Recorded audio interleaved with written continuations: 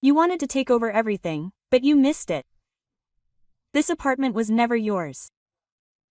The evening was quiet and piercingly empty. The smell of my father's cologne still lingered in the apartment where I spent my childhood, although he had been gone for a week.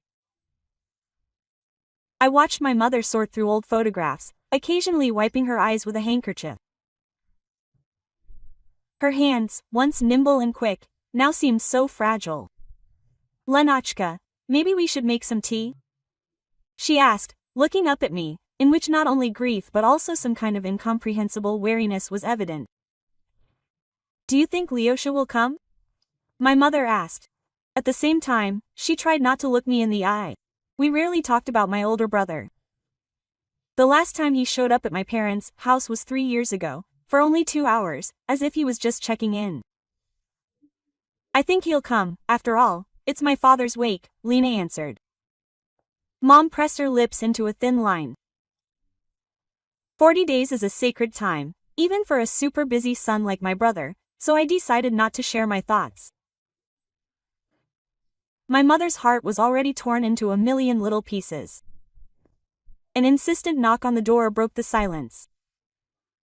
It sounded so sudden and demanding that it created a sense of impending disaster. Mom shuddered. "I'll open the door," I said, hugging her shoulder tightly. Behind the door was Alexei, my brother, whom I find more and more difficult to recognize with each rare meeting, tall, well-groomed, with an elegant watch on his wrist and some elusive alien expression on his face. There was no trace left of the boy with whom we once built pillow forts. "Hi, sister," he said, crossing the threshold, not even bothering to hug me. "How is Mom doing?" He tries to hold on. "I just dumped him. Although you're unlikely to be interested." "Just don't start," he frowned. "I didn't come here to quarrel." Something strange flashed in his gaze, cold and calculating, too serious for a son who had returned to support his widowed mother. And at that moment I realized that trouble had really come with him. Mom came out into the hallway, and for a moment a spark of joy shone in her face, as it does in mothers who love their children immensely, even those who have lost their way. "Son, Alyoshenka," she said, unpacking her embrace. Her brother, as if experiencing difficulties, awkwardly hugged her, lightly patting her on the back. This gesture, full of condescension and haste, seemed to whisper, "Well, enough already, Mom, there are things that require attention." Bitterness stuck in my throat, and I barely held back my emotions. "Alyosha, come into the kitchen. I just made some oregano tea, just the way you like it." "As if I knew you'd come." Quote. The woman bustled about, taking the best cup out of the cupboard, the one they kept for special occasions. Alyosha went into the kitchen, and I stopped for a moment in the hallway, feeling the anxiety growing inside me, his sudden arrival. Something was not right here. I understood firmly that it was not my son's grief that brought him to his parents' house. Of course, something completely different. When I crossed the threshold of the kitchen, Alexei had already settled comfortably in a chair. Mom was fussing around, wiping tears from her cheeks from time to time. "You're still as handsome, Alyosha," she repeated tenderly, "as attractive as your dad was in his younger years." My brother involuntarily nodded his head, glancing at his watch from time to time. I, without saying a word, took my place opposite him, studying the man with whom I had once shared childhood secrets, the man who now seemed a stranger to me. "Mom, we need to discuss something," he finally said, pushing his untouched cup aside. And in that moment I realized, this is just the beginning. "Mom, we need to discuss the inheritance issue." Alexei said this so calmly, as if they were talking about the weather and not about the things of his father, who had been buried a week ago. I stood up from my chair abruptly. Now it was clear why he had come. It hadn't even been 40 days yet. Mom shuddered and looked down. Tears started rolling down her eyes. Quote, "Alyosha, maybe we shouldn't do this now?" Her voice trembled slightly. It had been so little time. "When will Mom?" Alexei answered confidently. Quote, I have so many things to do, work, business. I specially chose the time to come and sort everything out. I don't see the point in putting it off. I chose the time. These words cut me. Literally a week before this day, I was sitting at my father's bedside, holding his hand while he was leaving this world. And where was Alexei at that time? He was making time between business meetings. What exactly are you trying to resolve? I asked, trying to keep my voice calm. Alexei looked at me as if he had just realized that I was there. This 3-room apartment, Lena, he smiled faintly. This was the apartment that my father had always claimed to bequeath to me. My mother exclaimed, what are you saying? But my father never said that. It was my mother, Alexei interrupted her. Just not in your presence. This was a conversation for men. Do you understand me? My father wanted me, as the eldest son, to inherit this apartment. After all, I am the man in the family. His voice sounded sly intonations, familiar to me to the point of pain. I remembered this tone. This is how my brother addressed my parents when he tried to persuade them to invest in his next promising idea.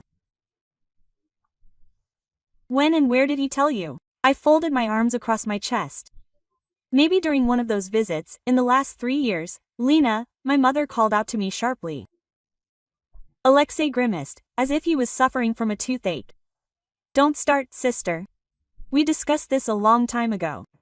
And what are you suggesting? Mom should live alone in a spacious 3-room apartment. Why does she need so much extra space? We sell it, buy her a 1-room apartment, closer to you, and the rest, and what will we do with the rest?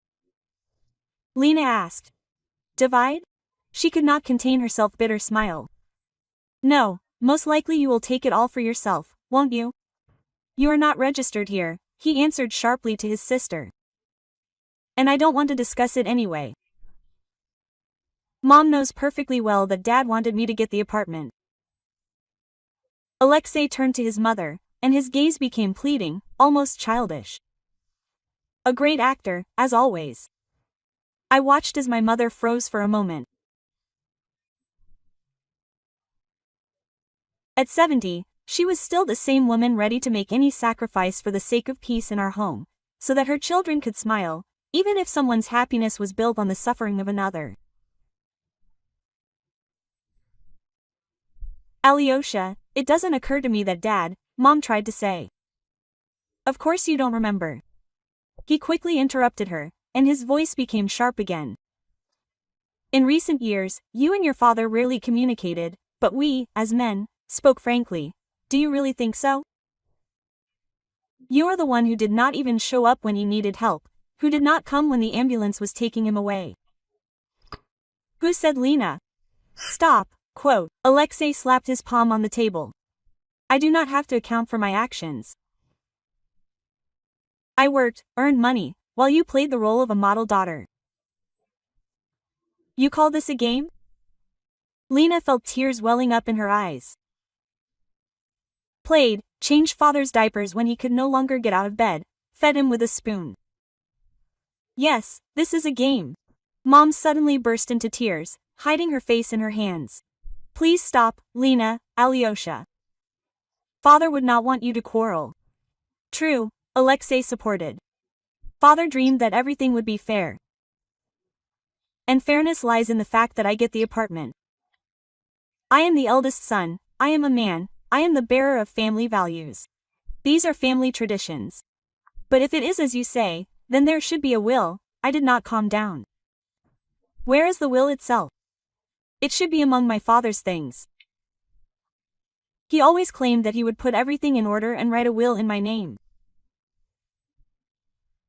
Well, if there is a will in your name, then the apartment will be yours according to the law, and the law, in fact, is on my mother's side, not on your side. 2 hours turned into a real horror. Alexei emptied the desk drawers, scattering the contents on the floor.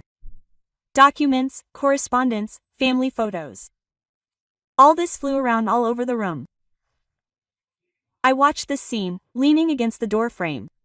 Maybe you should be more careful, Alyosha. I could not stand it. These are my father's things. My brother did not even turn his head. Don't distract me. Let's focus on the search. On the search for a will that does not exist? Quote. Lena asked. He turned sharply to me, and I noticed his eye twitching. A sign that he was on edge. It has to be, he shouted. Father promised. Lena, Alexei, how about a short break? It's late, Mother turned to the children. No time to rest, Alexei answered sharply. Where could Father keep important papers? In the safe. He had a safe. What safe, Alyosha? Dad was a historian, not an oligarch. Lena, Mother said unexpectedly. Perhaps it's time to present the documents.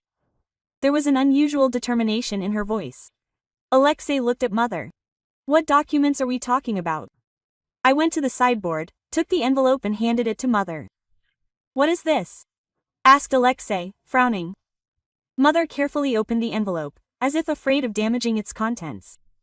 Your father foresaw that you would return for this apartment, Alyosha. He understood you much more deeply than you think. She handed him a sheet of paper with a seal and signatures that spoke volumes. What is this? Alexei asked again. His voice was already filled with alarm. This is a deed of gift, Mom said in a quiet voice. Your father gave this apartment to Lenya 3 years ago. The moment you last met, my brother's face turned pale.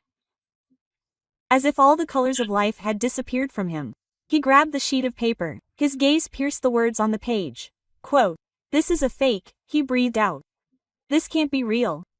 That's true, Alyosha. Mom looked at him with unusual determination. The apartment belongs to Lena. Your father understood that you would definitely come for it, but he also realized that you would squander it in 6 months, like all the money he gave you before. I took a step forward, and the words escaped like birds from a cage. You are going to leave me without everything, alas. But this apartment has long belonged to me. My brother turned pale to the state of a white sheet of paper. His gaze froze on the will, as if it were a sentence. Then he turned his head to me. A mixture of anger and distrust raged in his eyes. You organized all this, he said, clenching his teeth. Persuaded Dad when he was in a vulnerable state. Did you take advantage of his weakness, Alyosha? Mother's voice trembled with pain. How can you think that? But my brother no longer heard her. He clenched the document in his palms and threw it on the table with rage. Choke on your apartment and remember, don't come to me for help. He rushed forward, accidentally hitting the cabinet with his shoulder. Mom's favorite crystal vase. A gift from his father to his mother on their 30th wedding anniversary, wobbled a little and finally fell to the floor, breaking into many pieces. Alexei didn't even look back. Son, Mom exclaimed when he was already leaving.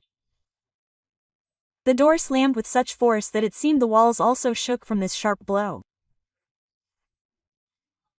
Mom and I found ourselves alone among broken dreams, both crystal shards and those hopes that our family would survive.